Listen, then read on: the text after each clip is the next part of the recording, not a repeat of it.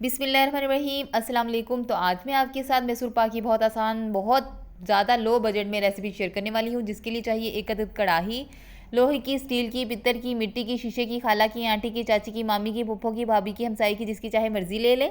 इसके अलावा हमें चाहिए इलायची, 4 से 5 अदद इलायची के दाने चाहिए। उनको आपने मोटा मोटा पीस लेना है। इसके जो छिलके हैं इसको आपने चाय बनाने वाली पत्ती के अंदर आपने डाल देने हैं, ताकि आपको अम्मी डांटे नहीं। इसके बाद यही जो हमें इलायची के जो दाने हैं यही हमें रेसिपी में चाहिए, छिलके हम हटा लेंगे।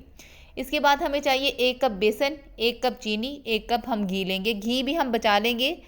और इसके अलावा हमने क्या करना है, मैयर करने के लिए हमें सादे चाय पीने वाले कप ही दरकार हैं। अगर आप चाहें तो मैयरिंग कप भी ले सकते हैं, अगर नहीं है तो कोई बात नहीं, इसी से गुजारा कर लें। तो बस हम थोड़ा थोड़ा करके इसके अंदर घी डालते जाएंगे, इसको थोड़ा सा हिलाते जाएंगे और थोड़े से इसके लम्स नहीं बनने देंगे और इजीली हम इसको मिक्स कर लेंगे। बस थोड़ा सा हमारा घी इसके अंदर जाएगा, थोड़ा सा घी हम इसके अंदर इस्तेमाल करेंगे, बाकी हम रेसिपी में इस्तेमाल करेंगे, सारा हम रेसिपी में नहीं इस्तेमाल करने वाले। हमने यहाँ पे लो बजट बनानी है। घी को मैंने पहले ही मेल्ट कर लिया है ताकि हमारा घी जो है वो ज़्यादा ना इस्तेमाल हो।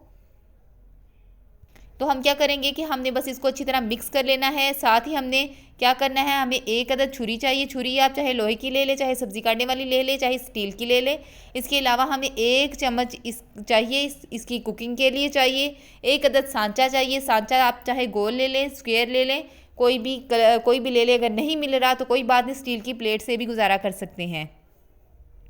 बस हमें ज़्यादा चीज़ों की ज़रूरत नहीं है, हम बहुत ही कम बजट में बनाएंगे। तो हम क्या करेंगे, हम अब इसकी प्रिपरेशन की तरफ चलते हैं।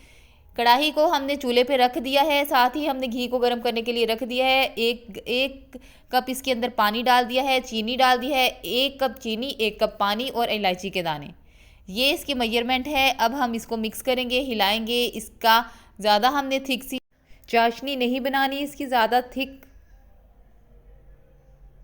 नहीं करना, ज़्यादा तारें भी नहीं बनानी, बस हल्का सा जैसे ही चिपचिप करना शुरू हो जाएगा, बस ये हमारी चाशनी जो है वो रेडी है।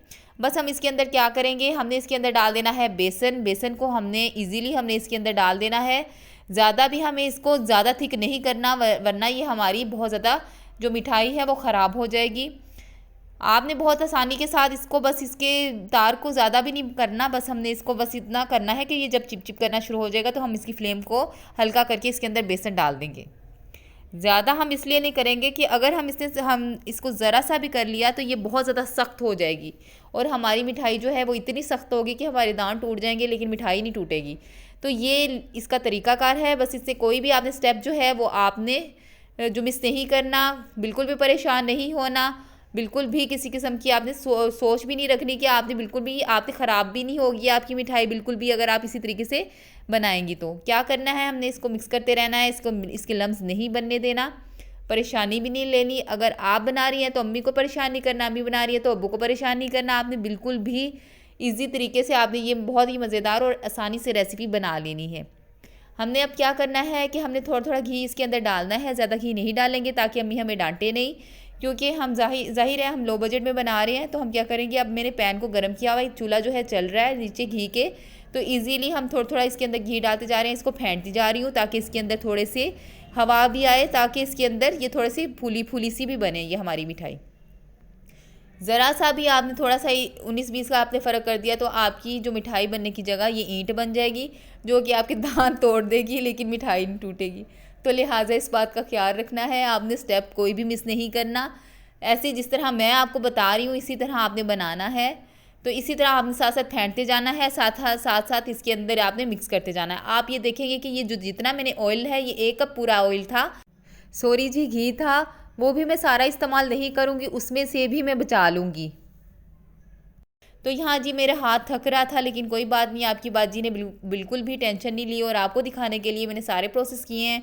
यहाँ पे जी हम फेंटते जा रहे हैं, पैन ने जो है वो छोड़ना शुरू कर दिया है, पैन भी हमसे नाराज़ हो गया है। तो कोई बात नहीं, हम इसको भी राज़ी कर लेंगे, लेकिन हमने इसको छोड़ना नहीं, वरना ये जल जाएगी। तो यहाँ पे हमने बस ऐसे हिलाते जाना है, इसके अंदर एयर जो है वो आती जाएगी, इसके बबल्स बनते जाएंगे, तो हमारा बड़ा अच्छा बेहतरीन सा थोड़े से घी से मैसूर पाक बन जाएगा। हमने अब ज़्यादा घी भी नहीं इस्तेमाल करना।